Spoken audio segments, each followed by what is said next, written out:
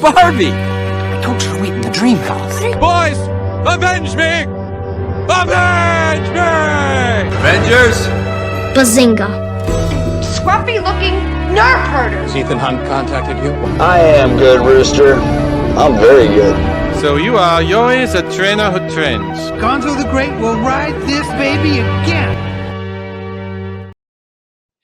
Hello and welcome to episode 129 of the Real Serious Podcast.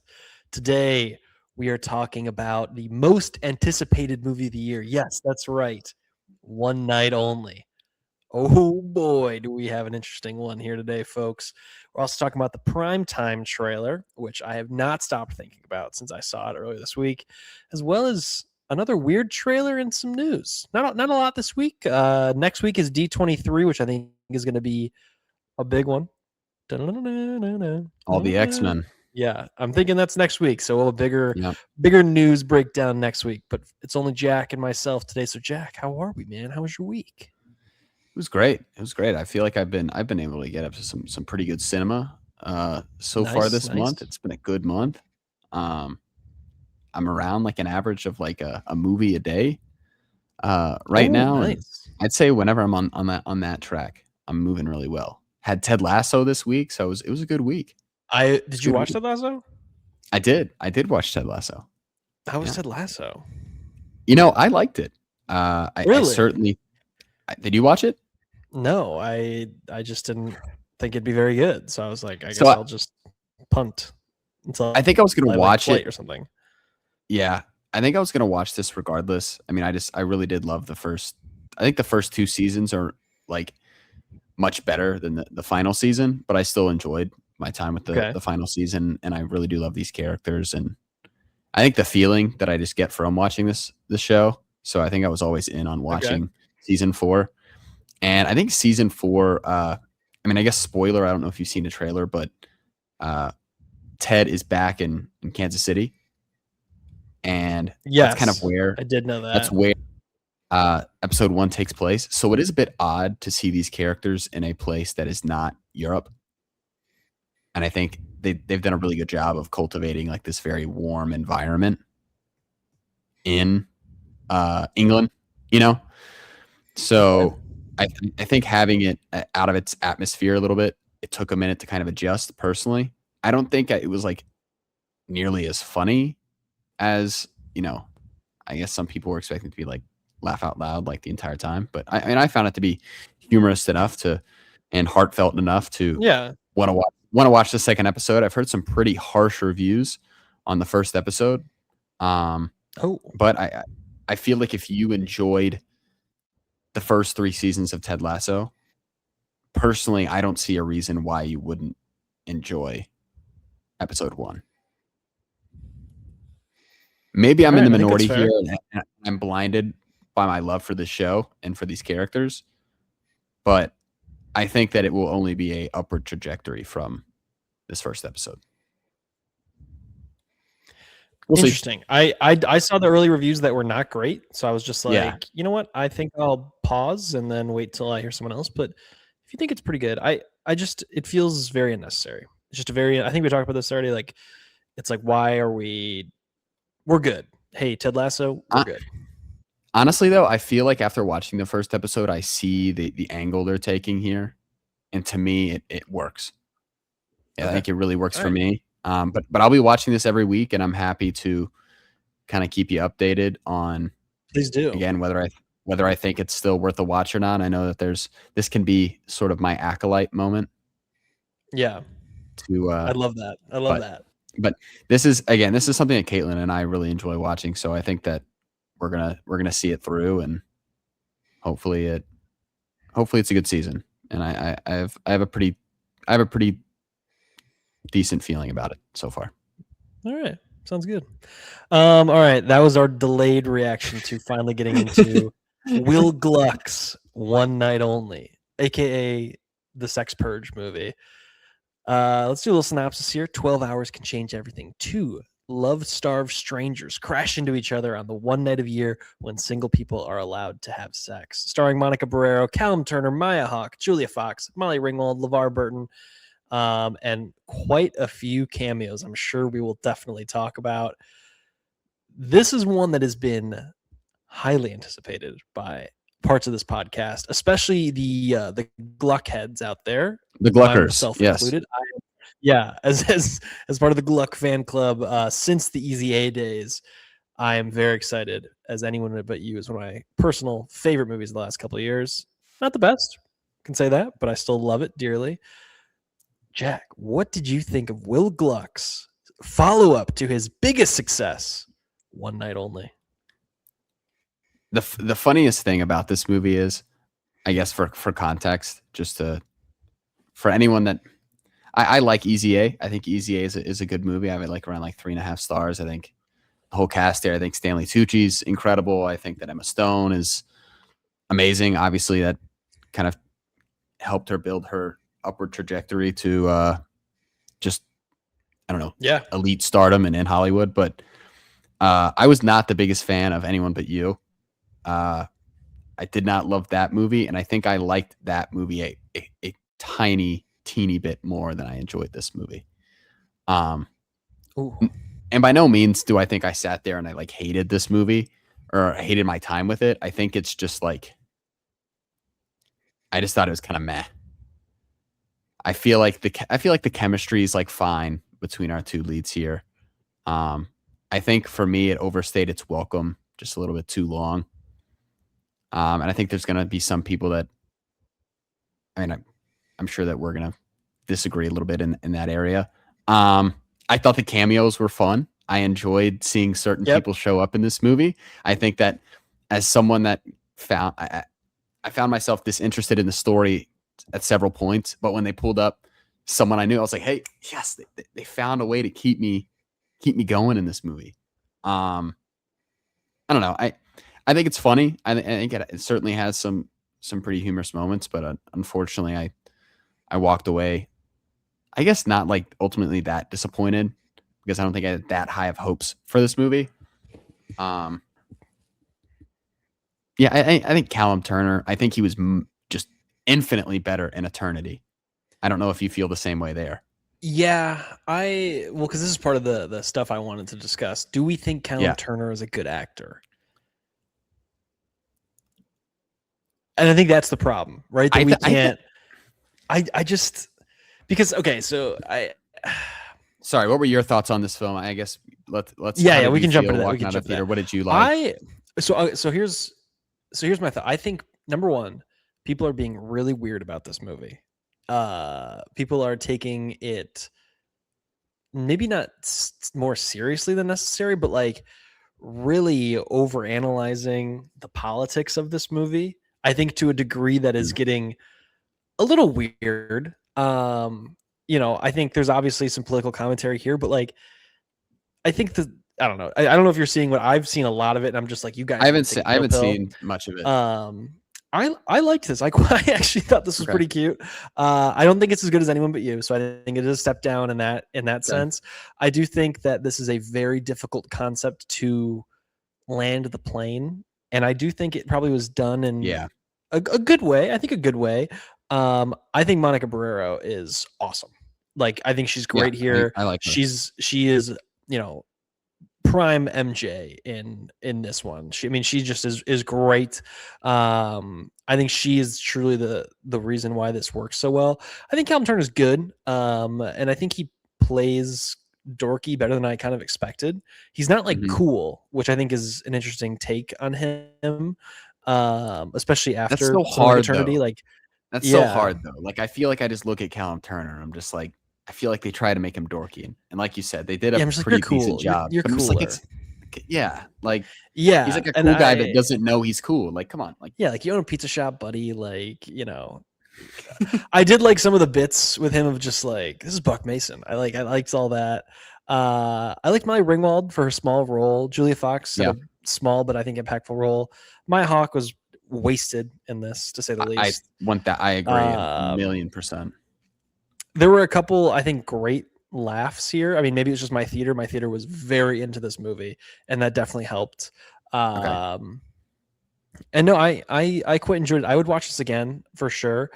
Do I think it's like up there with the best rom-coms? No. But I think it's perfectly fine. It's two people that I think are fun to watch on screen with a really weird concept that is actually kind of interesting. And I think the overall message kind of works. Like I think it does. I think that there's the overarching message of just, hey, maybe you should have a connection is like kind of a nice message, I think, to have. Yeah. Is the execution for that sure. great? Maybe not. Like that's up to you to decide. But I think people who are like taking this in like a fascist kind of this is the path we're on. Like it's a fascist. It's just like, okay, take a step back. It is a rom-com that is with AI chips in your hand. It's just like, take a step back. It's about two people who are clearly, kind of falling in love in New York City. It's okay. It's going to be okay. It's not real. I think that is a very funny take on, if you leave this movie and your main thought is, why was this not about them fighting back against the fascist state? It's just like, buddy, you signed up for a different movie that wasn't this movie. And I totally see where it's coming from. I think it was like not like that. This was like not that the idea was so jarring of itself that it like I couldn't just get past it the entire movie. But I will say for the first bit, it took me a minute just to like get used to this entire world that they live in. Yeah.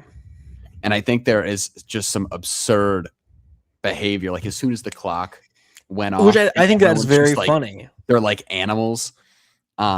Yeah, I think it, and not to say like I expected this to be very serious, but I think in terms of just the tone, I don't really know what type of tone I expected from this movie. And obviously I want it to be very silly, but I think that I felt very over the top for me.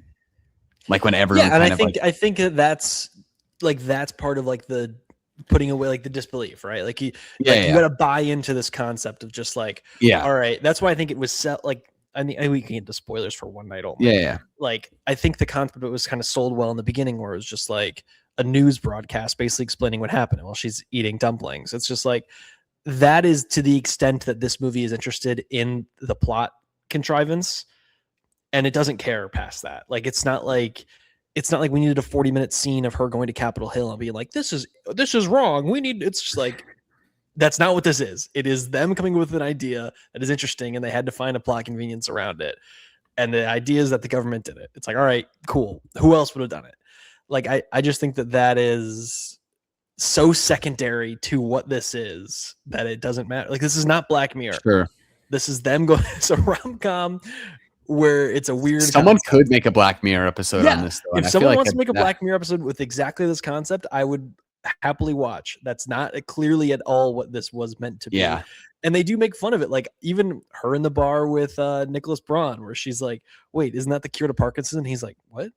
like they're just so disinterested. Like it's a parody of itself. Like that is, and to me that's perfectly fine and serviceable for what this is. And I think that's an interesting way to do this. So like I think that commentary around this is very silly in my opinion. But back to these two, I think it's perfectly fine. Like I think it was just perfectly fine. It was funny. It had some good moments. There are a couple good laughs. I didn't particularly love anything with her, like the visions. Didn't really care for that. I also thought the jingles that she had to sing were kind of funny. Like those were pretty good. Yeah, I thought the jingles were funny. The jingles were a good bit. Like that's a funny job to have. But yeah, no, I don't. He's my one question mark when I'm leaving this movie is like, do I think that he works here? And I think kind of no. Like I think there's other people that could have done this role better than Callum Turner. Is he bad here? No. Could it have been better? Yes. She's great though. I think she's the right choice for this. Because I just think in Eternity, I think that was like a situation where I think that he is. I think he's a good actor. I just think unfortunately here, I just don't think he was given the best overall product. Like I think in Eternity, I think that he had a much better script, a much better dedicated character that he was going to play. As to where this, I feel like. And I agree with you. Like, it's like the Andrew Garfield. It's the Andrew Garfield Spider-Man. But see, it's funny because I think Andrew Garfield could have killed this role. I agree. Andrew Yeah, Garfield would have been great here. 1000%. Yeah. 1000%. But I think Andrew Garfield is obviously he's a much better actor who I think he can play whatever he wants. Yeah. But I'd like to see Callum Turner in some more stuff. I think that I think when he had moments to be charming, I think he was great. I think Monica again is just phenomenal, and I'd love to see her in a lot more stuff. When I left the movie though, I was like, like Glenn Powell, and Monica Barbaro. Let's do one of those a rom-com there. Let's get a Will Gluck. Well, so here's what I left the theater, thinking. Some people left the theater thinking fascist states. I was thinking the Gluck cinematic universe has some continuity errors, because here's the issue I have, right? So we get the joke about, her neighbor downstairs that Maya Hawke breaks up with him for. Turns out is Glenn Powell. Yeah. So you're thinking to yourself, well, that's a pretty funny bit. But I laughed hysterically at that. I did. I laughed out loud. My whole theater laughed. Great bit. Yeah. But then later you see on the dating app, Sydney Sweeney shows up as B. And so now there's only two solutions to this. Either there's two dudes out there who look just like Glenn Powell running around. And in that scenario, B and Glenn Powell obviously broke up after the events of, the last movie. Or this is a separate universe where there's also a Sydney Sweeney looking girl whose name is B. And that never happened. I got it. Let me cook here. They make a joke about Obama coming up with this device, right? Yeah. And I guess like maybe Obama was just the president, like maybe this is a couple of years ago, and maybe they did revolt. They revolted against this current AI chip in the hand. Then once, so you're thinking this movie takes place prior to the events? Yes. Well, hang on. Double problem, because the mom in Anyone But You is the cop in this. Oh no! So she also has to have a twin in this cinematic universe that Will Gluck is putting together. Yeah. Sorry, I don't have anything for that one. Sorry, had to throw some problems on that one. No, also, is this part of the Friends with Benefits cinematic universe as well? Might be. Yeah, I guess you could throw everything in the same universe, right? I mean, there's really no the Gluckiverse. Easy A. Let's see what the Gluck man has for us. Annie is in here too, I guess, right? Peter Rabbit 1 and 2. Yeah.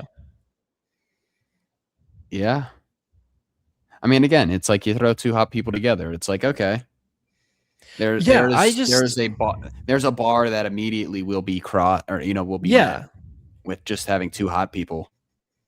Yeah, let the hot people be funny. Let the hot people be funny. Let them run around New York City and fall in love. What a concept. Done a million times. This time with AI chips in their hands that call the police. I will say there were two very, very laugh out loud moments for me that I personally had. The guitar player jumping up and down on the piano got me. I was laughing pretty hard. And then I also liked when the cop was bringing Callum Turner his stuff afterwards, and he's like, "Listen, pal, you don't have to pay for it." Very good bit, and he was just doubling down. He's like, "Yeah, sure, okay, okay, buddy, okay." I did. Those were my two that I was like, "This is a very good bit." No, that was honestly, I thought it was funny when they. I'm glad that they addressed this when Pete Davidson is there, and they run out when he's on the set of that movie, and they're like, "Hey, you're a handsome guy. You don't have anybody for you?" And he's like, "No," and they're like, "Oh, that sucks." Yeah. No, I mean, there's some pretty funny bits in the movie. Some good bits. I think this overall was a little bit better than I thought it would be. I think one of my biggest problems with the movie is I think Maya Hawke is a phenomenal actress, but she was severely miscast in this movie and wasted. I think it does sound like there is an extended cut of this movie that is a bit raunchier. So I saw an article today, an extended cut of this movie that is a bit raunchier that maybe has some more bits in it. So, got to pre-order the Blu-ray, I guess, to find out. But like, I also do think How it's fast? funny that if you have, if like this is the concept of your movie, that you just don't like go for it. You know what I mean? Like, why are you like holding back in this movie of all movies? Yeah.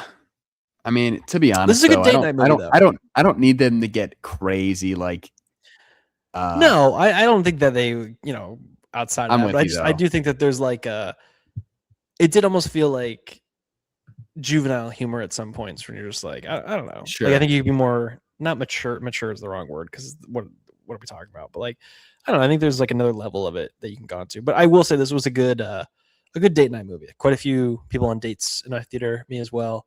Good date night movie. Funny to talk about afterwards. Good one. Yeah. I mean, again, I don't think I didn't hate this movie, but I just didn't like love it. Again, I think for me, like the 2.5 star mark is kind of like, I don't think it's like the worst thing in the world, but I didn't like it. Like I'm kind of just like, No, I think it that's was very fair. meh. I know some people do that differently. They're kind of like 2.5 or 50 is like, that's for me. But like some people are like, oh, like 40 is my benchmark. I'm just like, oh, Yeah. okay. I don't know how you roll. I just guess we never really talked about rankings. I mean, like I think that like anything, it's hard. Like I think that I have such a fluctuating scale. Like sometimes I'm like, all right, I didn't super love something, but I can understand it's great. Like it still ranks high for me. And then the same vein, Yeah. it's just like, I like something like this, where like objectively, I think this is, probably in like the 50s, right? You're like, hey, objective, where is this at? It's 50 to 60, but like I liked it more than that. So like I gave it a 3 star. Yeah. That's No, where no, it's I just hard. Like, totally I think get that. it's very vibes based. Yeah. No, I get that. So Dude, it was so funny. I was telling Caitlin when he meets up with Maya Hawke for their dinner, like I think I missed the line the where he sushi guy said was it funny. like, yes, yeah. The waiter said that what was it? Your girlfriend cannot sleep with an, or I don't remember what he said, but it was funny. Yeah. What would the chef say about that? Then he goes away, comes Yeah. back. That's, But see, when there are good moments in this movie. I quite yeah, like. no, for sure. I think when they first met up though, I was like, are they like siblings?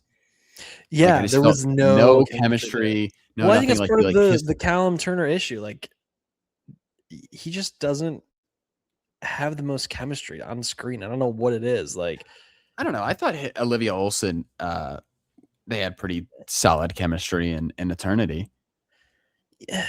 yeah, but I mean, even in that, like it's almost designed where you see that he has less chemistry, but then what's his name does. But then also the movie hits you over the head with a hammer to be like, do you see the chemistry they have? Or you see, it's just like, I don't know. I don't know if he really did. I mean, I think that like Monica Barbaro and Callum Turner had the good enough chemistry for this movie to be. Yeah, I think that she is a entertaining to a very degree. interesting actor. I think that I'm very interested to kind of see where she goes next because But she picks some interesting projects. I will say that. Like I think that it's almost interesting, like of the Top Gun group, she's number 2 right now. And in theory, in the next, call it 5 years, like she could very easily take the number 1 spot if Glenn Powell just picks bad projects. I mean, I guess like, are we not considering Miles Teller's prior work or just his work post? No, I don't Maverick. consider anything prior. Yeah, you got to go post Maverick because I think that's fair. I mean, because like for her, Lewis Pullman's had a solid run too. Yeah, I mean that's what I'm saying. Like you could almost even get to the point where you're saying to yourself, like, "What was Glenn Powell 3 in the next few years?" I mean, my goodness, look at that. It's kind of cool to see them like pop up in there though. Like you had our friend from Not Suitable for Work. Yeah, he was there. Yeah, Jay Ellis was there, who was funny as always. Yeah, I just want like a connection with somebody. All right, so like if you want him to get involved too, or how am I going to get in this? It's like the SNL guy. It's a very similar role to what he does play in that show. Yeah, just a very like corporate. Yeah, it is funny though because I'm looking right now at her kind of movies. Artificial. I forgot that. Artificial comes out later this year, but like she had Top Gun Maverick, Then she had At Midnight, some rom com, but A Complete Unknown, where she's Joan Baez. She's great in that movie. Like she's really good in A Complete Unknown. Crime 101, I think very underrated. One Night Only, which is also this year, is really good. And then she's got Artificial and the Oceans prequel, which she might be part of the Oceans team, which is, pretty interesting. That'd be cool. She could be part of the Ocean. Whoa. I'm looking at the group right now. Holy stacked cast. Yeah. Margot Robbie, Bradley Cooper, Wagner Moura, Monica Barbara, Josh Gad. Oof. Josh Gad. Oof. I like Josh Gad. I was like, actors, and I was like, we're out. All right. Okay. George McKay. I'll take George McKay. Okay.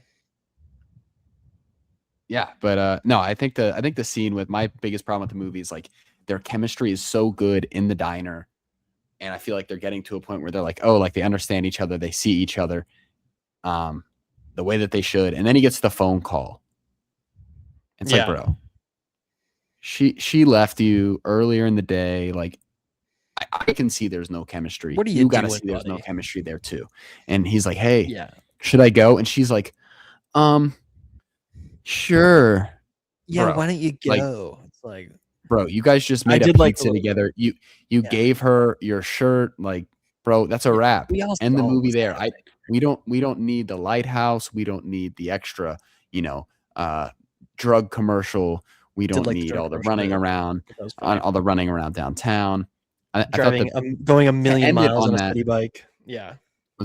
I think they should have ended it on the commercial. I thought that was funny. That was a good bit. I like the 1 year later.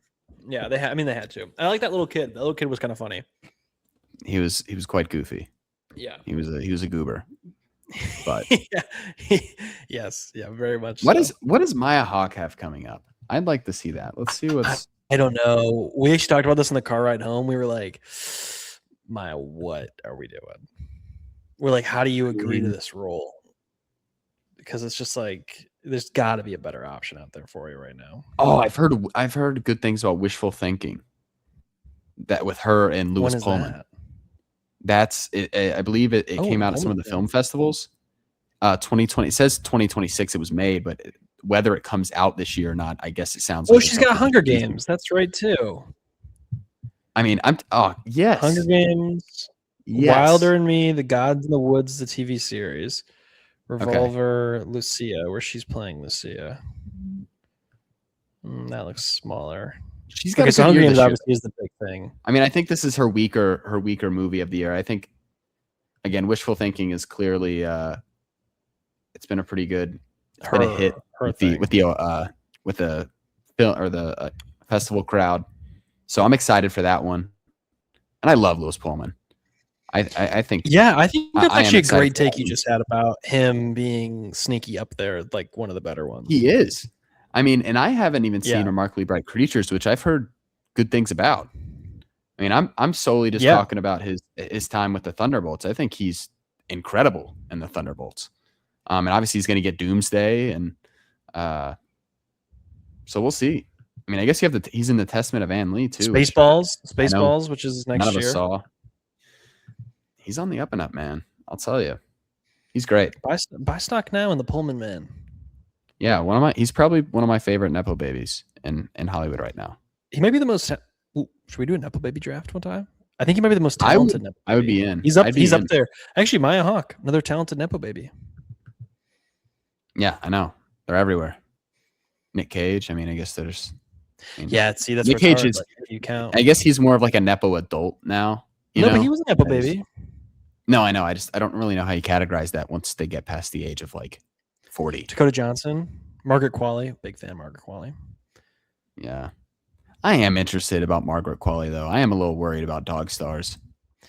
Yeah, I'm ready to have the Austin Butler conversation also pretty soon. Austin Butler. Might not be. People don't know how to use him. I'm ready for that conversation. The people don't know how to use Jacob Elordi? Yeah, that's what I meant. Jacob Elordi. Also, sorry. No, you're good. No, I definitely meant. You knew what I meant.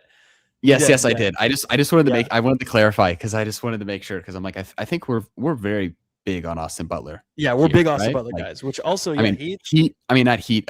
Miami Vice and Heat. Yeah. I mean, this And guy Lance is. Armstrong. He's got Lance Armstrong. He's rumored for that Patrick Bateman American Psycho We remake. We were high on his Aronofsky film too. Yeah, Caught Stealing. We both like Caught Stealing. Yeah. He's great as Fade Rafa. And I liked the Bike Riders quite a bit also. I feel like I was one of the he few, was but good in I the Bike I Riders. did like the Bike Riders. I didn't. Yeah, I enjoyed my time with it. Man, there's a lot of. I think a Nepo Baby draft would be good. I will say, everyone be excited because we are almost, I guess, like a month and a half away from the Tom Cruise draft before Digger. It's gonna be epic. Yeah. The Tom Cruise draft is gonna hit so hard. Feelings will be, souls will be shattered. Movies will be taken. That is going to be a tough one. It's going to be insane. Like, just, oh man, I feel like we're gonna. There's so many, and I feel like some are literally just just do only Mission Impossibles and still be right. Like, that's where it's crazy. I can agree with you. Yeah, I can agree with you on that one. Yeah, I mean, I'm looking at Lordy though right now because that's the one I was kind of meaning, and like, yeah, I just don't know people know how to use him because he's. I think talented. Frankenstein was phenomenal. I think he's certainly big. He's too big of a person. He's too tall. I don't know. I think I'm more ready to have, unfortunately, the Ridley Scott conversation. Yeah. I mean, Ridley Scott, there's no doubt how incredible and influential a lot of the movies he's made are. But I unfortunately think a lot of his more recent projects have been underwhelming. I mean, I think Gladiator 2 was like fine. I think we like. I think we enjoyed our time with it. I'll go that far. I'll say not good. Okay. I think Napoleon, though, we will say, was such an unfortunate letdown from what disappointing. I remember seeing that. I mean, it was like how about House of Phoenix was coming off of his Oscar performance in Joker. I mean, it was probably like when this was anticipated to come out. He was still riding the high of that Oscar, and man, it was soul shattering when that movie was just as mediocre as it was. Just but real stuff. You know what? I'm hoping that we can get Ridley Scott back in the win column. If I were a betting man, I would not bet based on the trailers that we've seen. No, but neither would I. We'll see. Yeah, I agree. We're gonna see it anyway. I mean, we're gonna let you guys know. Yeah, we'll be there. Same with Margaret Qualley. What are we doing, Margaret? Come on. You didn't like Honey Don't? Did anybody? Blue Moon, I will say, Blue Moon was good. She was good in Blue Moon. Okay. All right, we'll get Blue Moon rocked. Blue Moon movie rocked. all 12 people watched. Hey, if 12 people saw it, I am one of those 12. You saw it. You saw it, right? No, I've not seen Blue Moon. Oh, dude, that's a good one. I know. That's a good one. That's a great Ethan Hawke role, man. He really was phenomenal. Maybe I should see that. Actually, you know who'd be great in one of these Will Gluck rom-coms was Margaret Qualley. But like as the other girl. She shouldn't be like the girl. She's so good as like the mean friend. I mean, we kind of got that in I guess the one earlier this year. It was top earlier this year. Not a great one. I know. I didn't love her in that earlier one. I just saw a clip where she was a Happy Gilmore 2 clip, and I was like, oh God, Margaret. Happy Gilmore 2. What a movie, man. Drive Away Dolls was not good. Sanctuary was great though. Which one? Sanctuary. I did not watch Sanctuary. No. You know how people talk about like twin movies? Like movies that come out at the same time, they're like very similar. Yeah. Sanctuary and Fresh were twin movies to me. That's okay. Yeah, they're not very much the same, but they're like the same. Okay, if that makes sense. They're like such a similar vibe that like they run together in my head, and they came out around the same time. Okay, so yeah, 4.5, high praise. Somehow we got there from One Night Only, but yeah, I mean, there's just so much to discuss about the future of cinema right now. So much. Will Gluck has set us on this path. Yeah. Shout out. Speaking of the future of cinema, some news. Grown Ups 3. Whoa. Are we hyped for Grown Ups 3? It is it's coming. Whether you like See, it the or funny- not, it's coming. When I was a kid, I feel like the grown-ups movies were like I'd see the jokes, I'd see the trailers. I'm like, I really want to watch them. My parents would be like, it's called Grown Ups for a reason, It's buddy. not for you. And I'm like, ah. And then I finally watched it when I was like at a friend's house. We're like, dude, we gotta watch this movie. Yeah. And I thought it was funny. At the same time, I was probably like 10 years old the last time I watched Grown Ups. I don't know if it still holds up for me. I think they're fine. I think they're funny. They're funny movies. I think there's a chance to make this a solid movie. I think the same way there was an opportunity to make a solid movie out of Happy Gilmore 2. But with that being said, if they take the same Happy Gilmore 2 route, Oh man, I'll be bummed. that'll be bum. That'll be a massive Happy bummer. Gilmore 2 is so forgettable and just horrible. I actually can't get over how bad it is. Bro, it had Agamemnon. I literally saw a TikTok, the same TikTok. I know that same TikTok I saw that had the Margaret Qualley thing had the clip of him, and I was just like, how is that possible? How would the you duality ever... of man. Yeah, no, seriously. Let's see. Oh no, the director of Grown Ups 3 is the director of Happy Gilmore 2. Oh brother, Is it going straight to Netflix? straight to Netflix. It is? Yeah, Okay. yeah. You know, That is to be fair, it is funny though, because when I watched Happy Gilmore 2 with my family, we found some funny jokes in it. But again, I could barely tell you.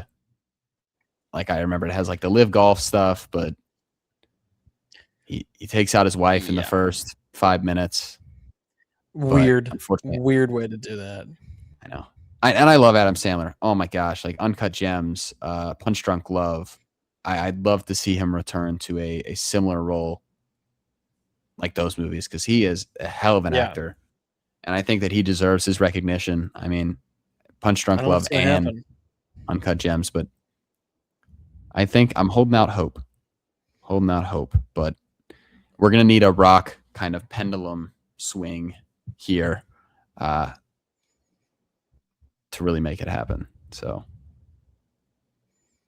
I don't know. Yeah, I think we might have lost. I just think those types of comedies too. It really is almost like I lost art. You know, like the Step Brothers, the Tropic Thunder, the Talladega Nights, the Other Guys. You know, they're so effortlessly funny. I don't know. I think we both liked the Naked Gun reboot that we got. We both thought. I think that was great. I think Naked Gun was great. I think the Chip and Dale was directed by the same guy a couple of years ago. The Invite I still haven't seen, which I'm bummed out. The best comedy I've seen since. The Invite's probably the best comedy I've seen in theaters since The Naked Gun. Well, actually, I watched a comedy this week that just released on Apple TV, and it was perfectly serviceable. I watched The Dink. The Jake Johnson pickleball movie. Yeah, I watched the Jake Johnson pickleball movie. It's fine. It's nothing special. Like, I think Jake Johnson's a pretty talented dude, but it's it's just whatever. See, but that's what it is. Like, all these comedies now are just like, it's fine. Like, there's nothing past that. That's so disappointing. And I think I've gotten to the point where, and I feel like I've almost always been like this, but people are like, tell me their favorite movies or something. They're like, oh, I love Scarface. I haven't seen Scarface. So like when people are making new movies, I'm like, they got to interest me enough to skip out on watching a classic, you know? Yeah.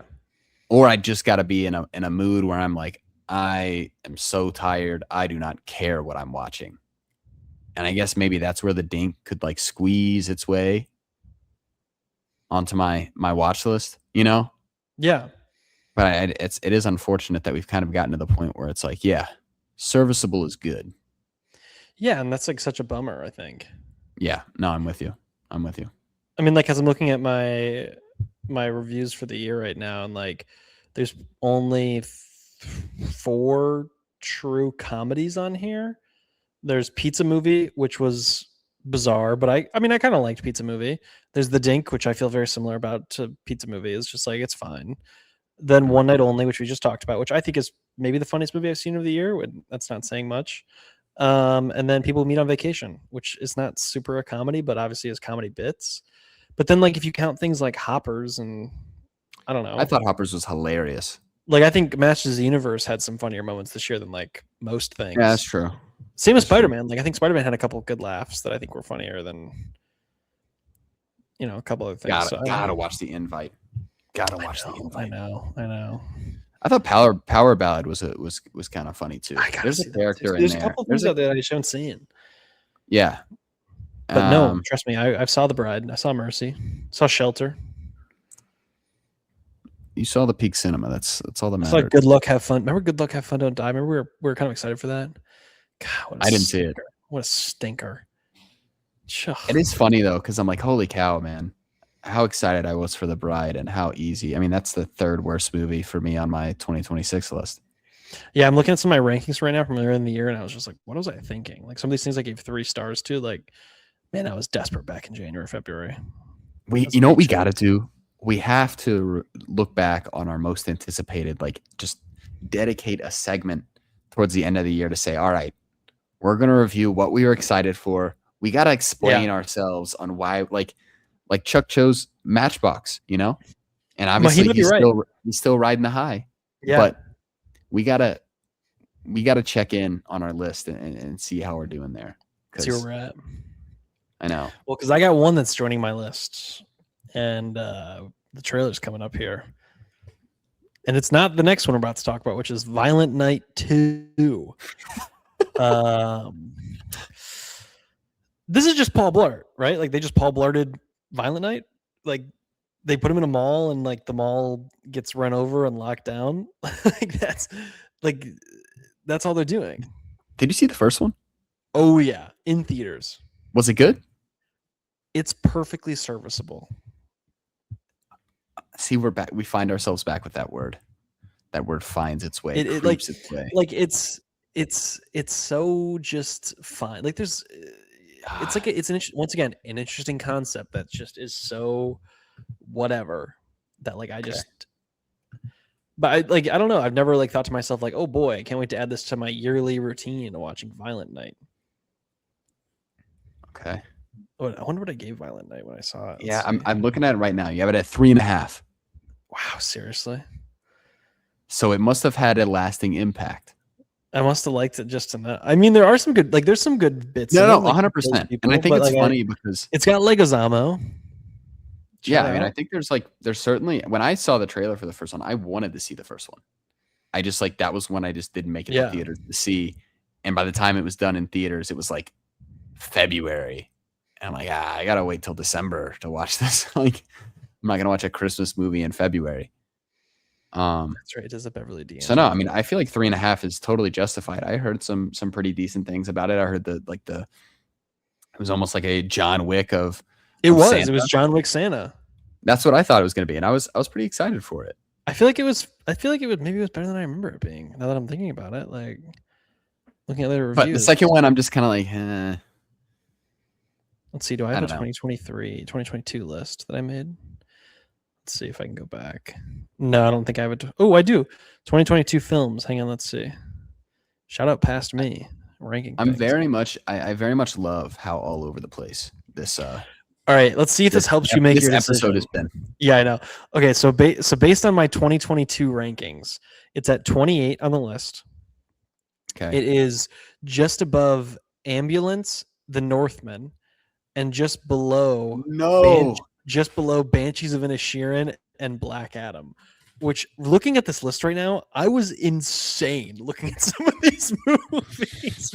I have, ready for this? I have the Weird Al movie a full 6 places above Nope. I have Enola Holmes a full 10 places above Nope. What? Dude, I'm tripping. I think it's incredible to look back on the movies like 4 years ago or 5 years ago. I think personally, I feel this. Well, Oh my god, I gave the Because- Gray Man 3 stars. Oh, I'm brother. probably in the same boat with you on that one. Okay, I got Don't Worry, Darling at 3.5. I got Uncharted. Doctor Strange and the Multiverse of Madness low on my list. What was I thinking? Bullet See, Train that low? Maybe I just didn't order these in like. Oh my god! I got RRR. I feel like it is interesting though. Like you could watch a movie and have a good time with it, but the longer time goes on, you find yourself like, that wasn't very good, or I didn't really like that, or you just never think about it again. As opposed to some movies where you give it like 3 stars and you're like, dude, I haven't been able to stop thinking about this movie for like 5 weeks. Yeah, no, that's fair. That's fair. And again, it's like I think it's the lasting impact that you kind of. I gave the Gray Man 2.5. I apologize, bro. Do you remember Ryan Gosling's name? Do you remember Ryan Gosling's name in the Gray Man? No. Oh no way! I remember the name. What's his name? On Letterboxd, they have him listed. His name is 6. That sounds definitely correct. And then Chris Evans gives the performance of a generation as Lloyd Hansen. Yep, that's awesome. Man, wasn't he bald in that movie? No, he had there like a bald weird cap on him? hair. I think he had really weird hair. Was the whole thing? Let me see. What did they do to my boy? Oh, yes, they did. Let me They see. gave him like the U cut with the mustache. The mustache was classic.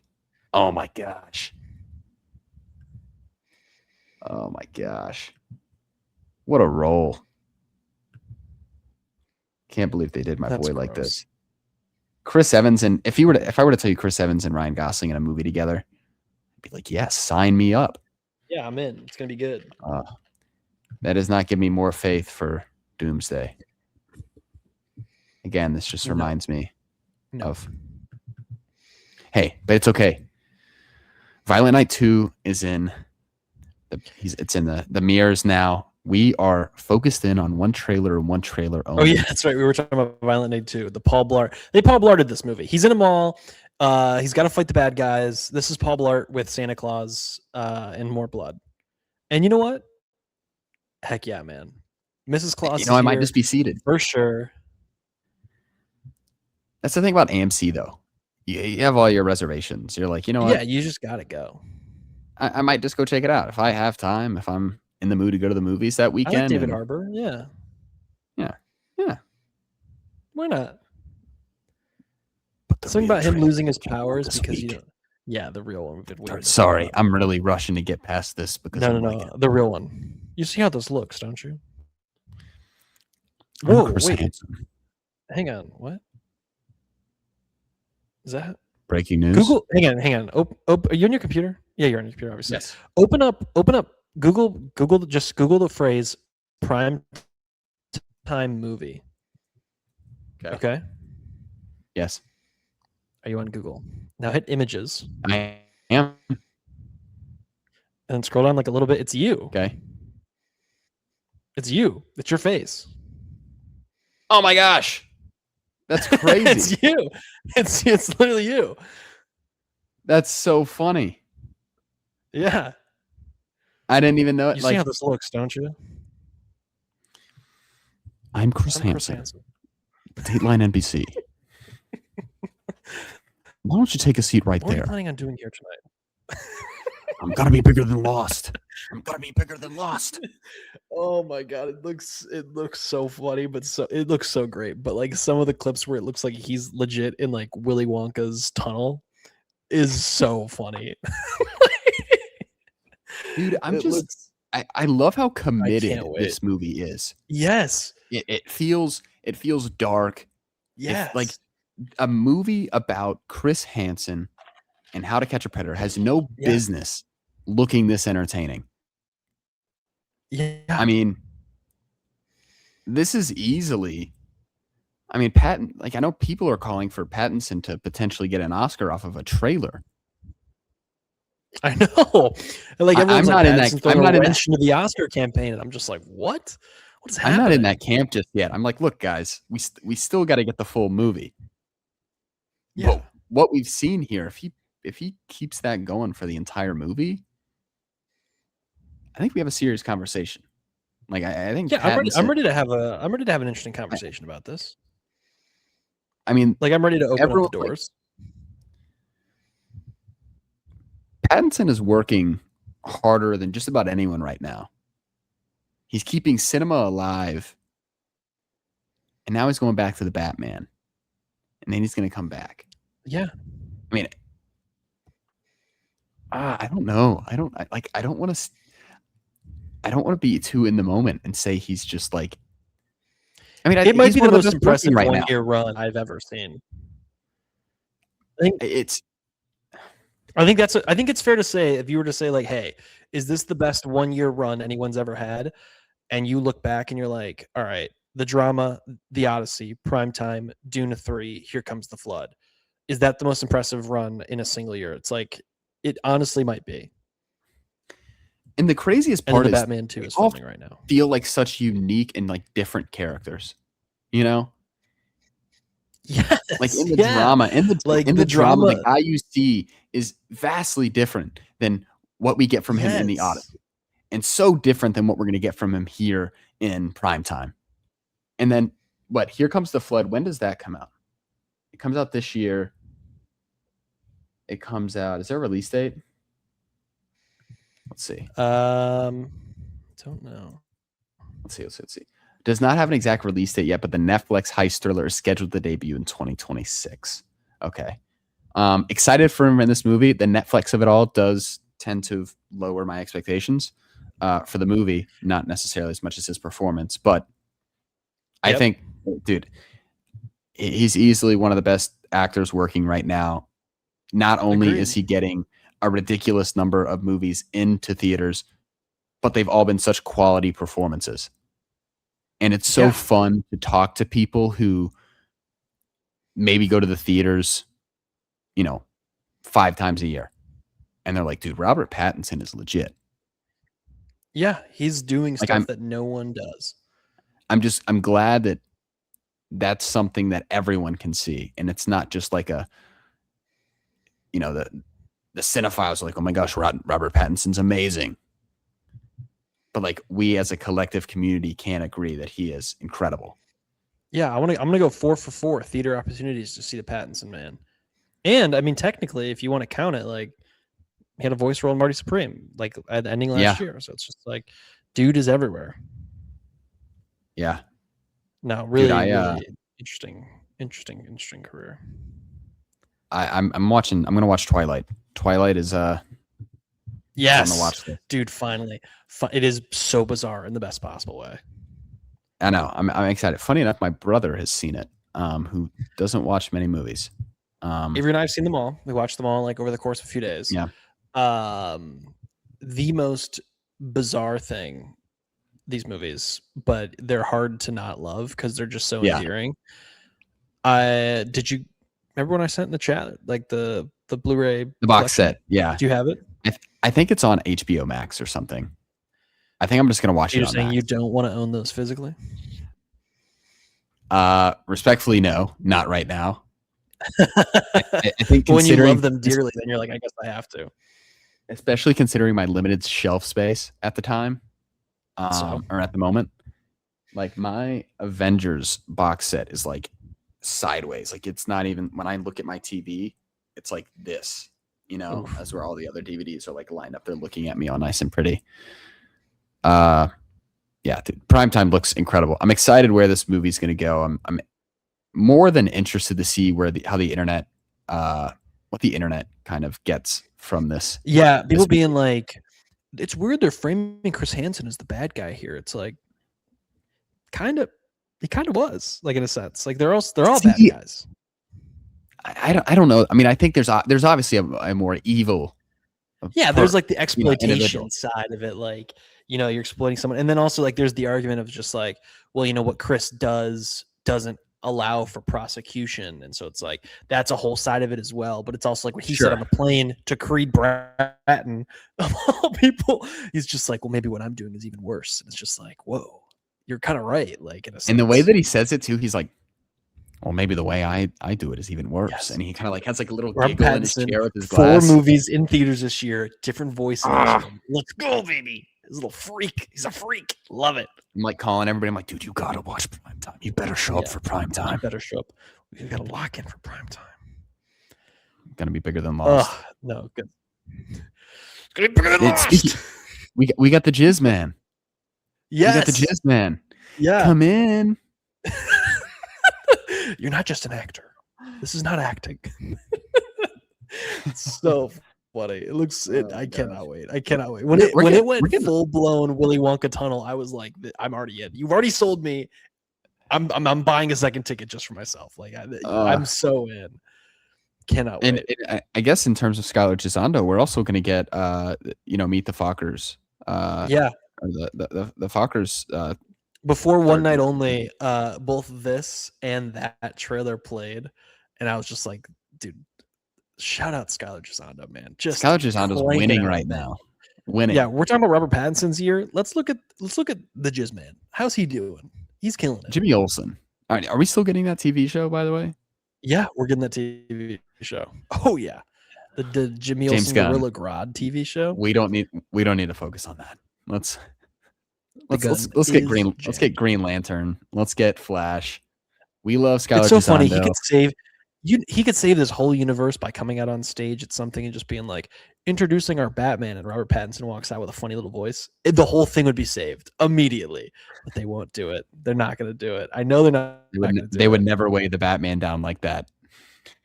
No, they would not. Oh man. Oh man, DC, we got something that's working right now. It's phenomenal. Hey, let's add a bunch of baggage. Let's weigh him down a little bit. Yeah. Had you considered a canon podcast constituting of just what Jimmy Olsen is up to on his weekdays? It's actually really important for the events of every movie coming forward and after it. It's just like, what? Oh man. Anything you've been watching this week? Anything good? Oh my gosh, dude. I got to see Boyhood in theaters on Tuesday. Oh, very nice. I loved it. I think Richard Linklater's sneaky become just one of my favorite directors ever. I just find something so endearing about every movie that he's made. You know, even Hitman. I mean, Hitman was such a fun movie. Glenn Powell just showing his ultimate charisma in that role, just playing so many different characters. I need to watch Novella Vogue. I really do want to watch that one, but I mean, I'm just reading off. I guess I've seen his top 9 movies on Letterboxd, but he's got the Before Trilogy, School of Rock, Boyhood, Dazed and Confused, Hitman, Blue Moon, and Everybody Wants Some.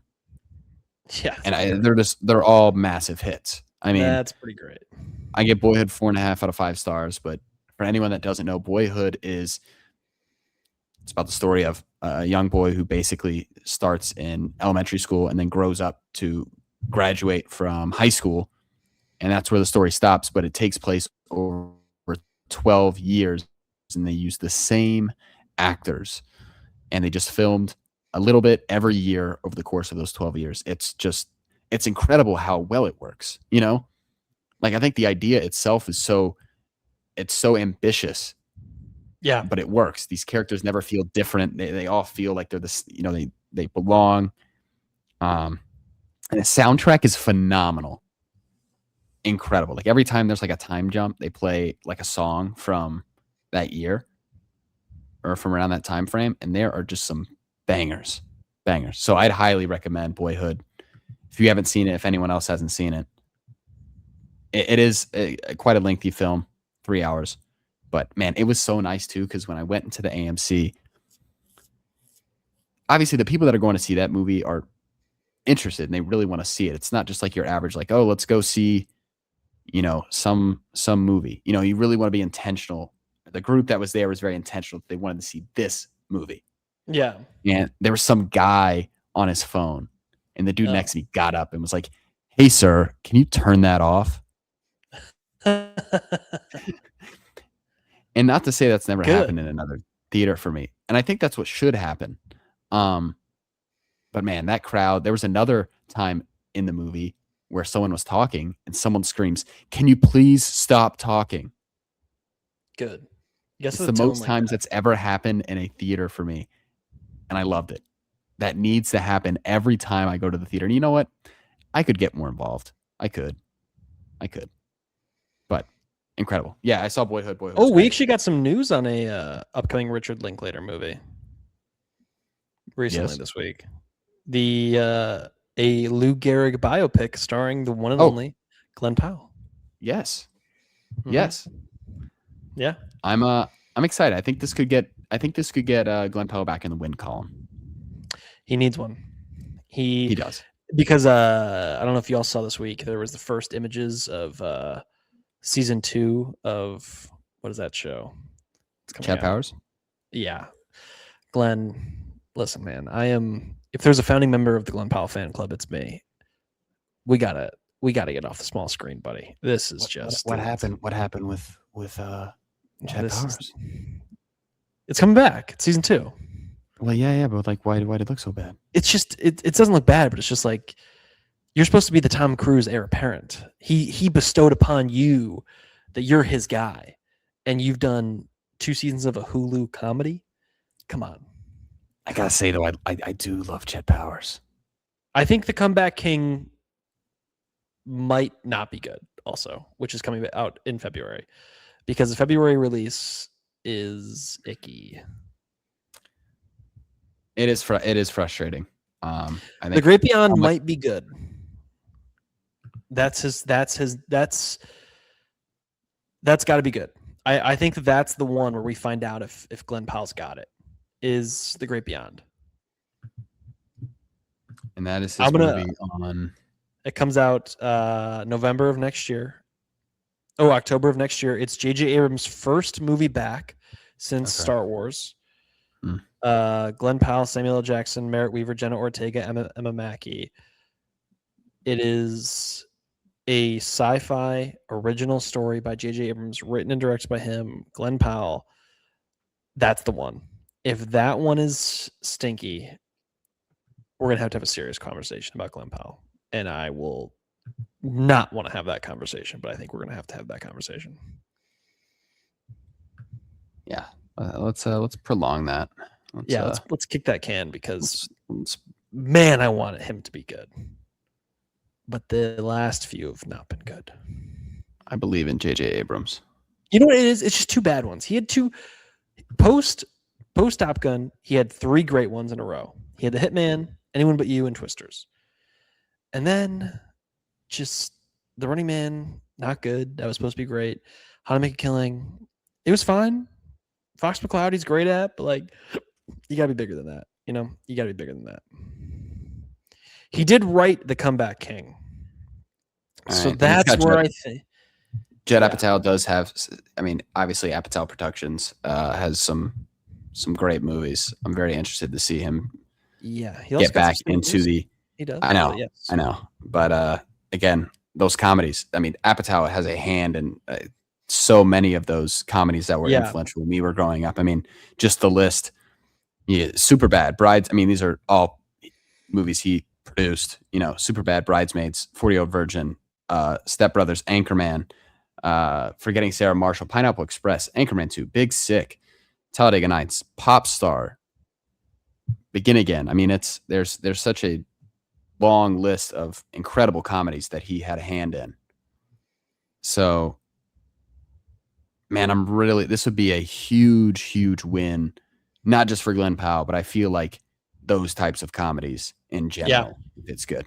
No, I agree. So I also did just realize. No, go ahead. No. I mean, that's kind of where I was ending. No, it was very off topic. I just did realize that we're going to go back-to-back weeks of Primetime and Digger. Like, those are back-to-back weeks, which is just, dude, we're in for us. And I mean, those are going to be like, I mean, that's up to now. It's 2 potential Oscar nominated performances. I mean, those could be back-to-back weeks where we go, this was the best movie of the year. Or best performance of the year, maybe. Yeah. I feel like I'm best performance, probably a little bit heavier. I think that seems more likely. Yeah. I said it out loud, then I heard it when I said it. I feel like I hate when that happens. You know, like you're thinking so fast in your head that you're like, oh, let's get it out now. I got excited. Happens to me all the time. It's the I got worst. excited. I want to believe. I want to believe.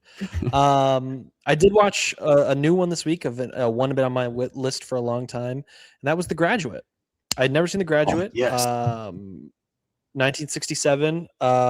Really liked it. I really liked The Graduate. I think it's very interesting how modern, in a sense, it is. Yeah. I do think that I think it's definitely better in the. It's like there's about 30 minutes as the movie starts to wind down that I'm not as big of a fan of. Kind of Okay. once he goes and after the daughter, but then it kind of comes Mhm. back around, and I do like it again once Yeah. it kind of concludes. But no, I really liked it. I gave it 4 stars. I think it is really quite good. Definitely would recommend, and I understand why it's a classic. That's for sure. Are you trying to seduce me, Mrs. Robinson? Yeah, he's such a dork. It's like But then he builds up. He builds up the charisma. Yeah, exactly. Bro has so much riz. Slamming the glass wall. He actually really does. Elaine. He actually does have quite a bit of riz. It is crazy to look at his filmography too. I mean, it's just his early filmography is ridiculous. Oh yeah, no, it's like kind of. And I didn't realize this was kind of like his big introduction. Yes, agreed. I didn't realize that. I mean, holy cow, we've seen All the President's Men. That's such a fun role for him too. Yeah, yeah. And I know you're. I need to watch Kramer versus Kramer. That's probably my next Justin Hoffman watch. Yes, very good one. Really interesting to say the least. Yeah. Oh, we forgot he was in the Francis Ford Coppola masterpiece that has been forgotten by so many, but not us. Megalopolis. Megalopolis. Yeah. He was actually in a good movie that I have not had a chance to see yet, but I've only heard good things about, which is yes, the Tuner. piano one. Yeah, the piano one for it. Yep. Yeah. No, I'd love to check that out. Yeah. Did you I didn't get a chance to see Tony yet either. I'd like to see Tony. Yeah, Tony, it's funny because I'm seeing a lot of praise and I'm glad that people are enjoying the movie. And I think overall I had a good time with it, but I just don't think I'm as high on it as like I've seen a lot of like 4.5 stars, 4 stars. I'm more like 3.5. And I think it does excel in certain. Antonio Banderas is by far the best performance in the entire movie. Okay. He is phenomenal. I think Dominic Sessa is good. But I do think that Antonio Banderas steals the show from time to time. So, but yeah, if you see that, I'd love to talk about it. I know that it sucks because like it was so much fun to go see that early, but then I'm just like, now I feel like I should go see it again if I'm gonna talk about it. Yeah, no, that's fair. I know. I'd like to see that. There's quite a few things out there that I just want to see. I just haven't, unfortunately, the time. I know. I've heard great things. There's a movie on actually the Letterboxd library, the rental space called Blue Heron that I've heard is quite good. Oh, several of my mutuals on the TikTok.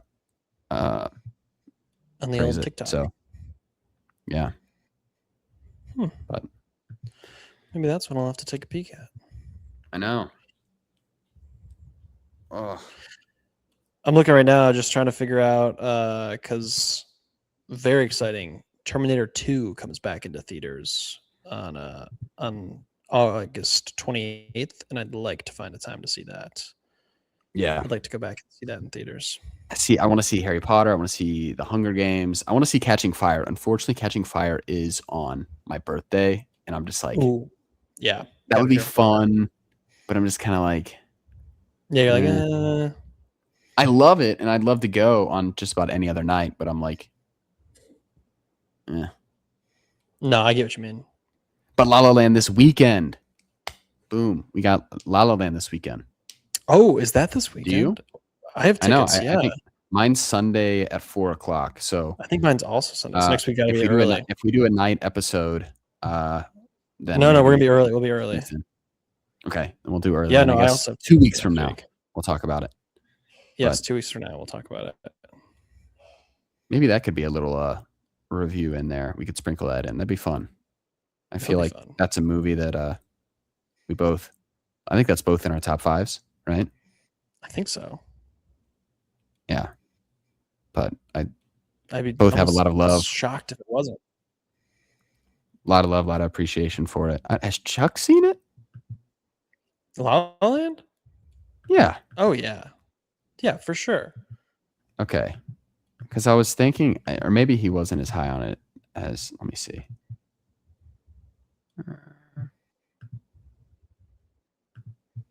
I want to see his review. I'm scrolling to his review now. I have to know. The truth. I gotta know. Charlie, I probably gave it like 4.5 because I was like, it didn't make the real series collection. Bro, what? Maybe I'm just scrolling past him. Yeah, he gave it 4.5. No review. Boo. That's Boo. Charlie, I need you to speak up for your... Okay, fair enough. 4.5 is fine, though. Yeah, what do we got next week? So next week we have End of Oak Street. Yeah, next week we could have 2 dinosaur-themed movies if you chose to, because Paw Patrol, the Dino movie, also comes out. Ooh. Yeah. If anyone listening has children, Paw Patrol. And maybe Charles will go see Paw Patrol, and we'll get back to him about End of Oak Street. I think here's my take on End of Oak Street. Ready? We're gonna go. That was disappointing.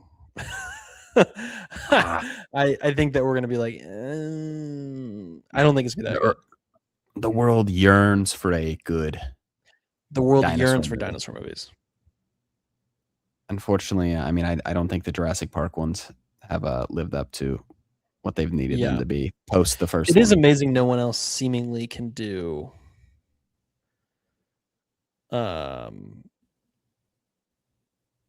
like do this. Dinos. Yeah. It's unfortunate. But last thing.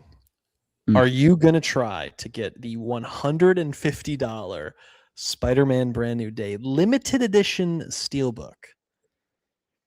It allegedly comes with a card in it that has a piece of suit, like from a Spider-Man suit, allegedly. What I read on Twitter. No. Authentic. That'd be cool. Look, I think that's very cool. And as someone that loved, like, I heavily collected cards in my childhood up to, heck, I still bought a couple up until a couple of years ago.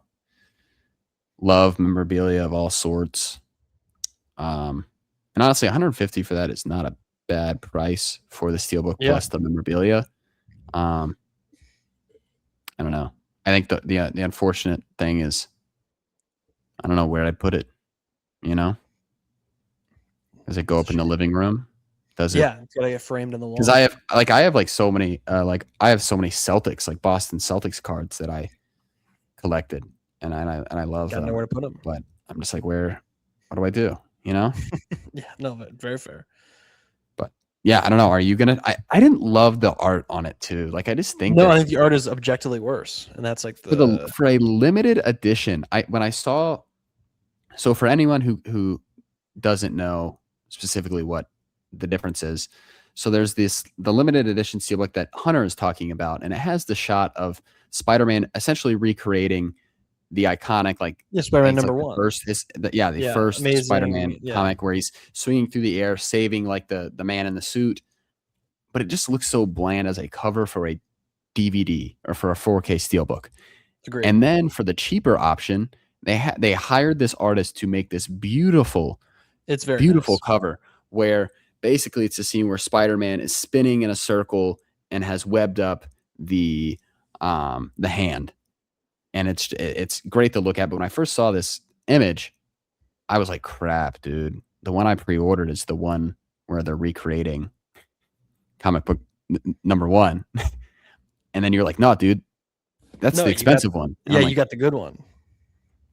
That was like such a massive realization. So yeah, Are you gonna No, try? it is- But you say you're gonna try and go for I'm it? gonna look for it. I mean, if Okay. I can, That's cool. and, I'm not, I don't know. It just kind of feels like one of those things that'd be kind of interesting to like try to get. I don't think I'm gonna get it. I feel like there's no shot. I feel like there's bots everywhere that are you're not gonna get even a chance to get this thing. But it'd be interesting to try. I mean, to be fair, it's coming from a guy that bought 2 of the IMAX film strips. So when I say I don't know where I put it, that hasn't stopped me before. I know exactly. So Yeah. we'll see. I mean, I think a lot of them are already Alright. sold out though, right? Oh, it's been Or they sold out. just haven't stocked up. Okay. Or yeah, I don't know. I have no idea. So it's just been gone. So but yeah. Well, hey, next week we're talking D23, so we'll talk some possible X-Men, as well as some dinosaurs. So everything, literally X-Men and dinosaurs, everything a 7-year-old boy would love to talk about. We'll be talking about next week on the podcast. So so yeah. All right. Well, until next week when Charles is back, hopefully feels better. But until then, peace. Peace.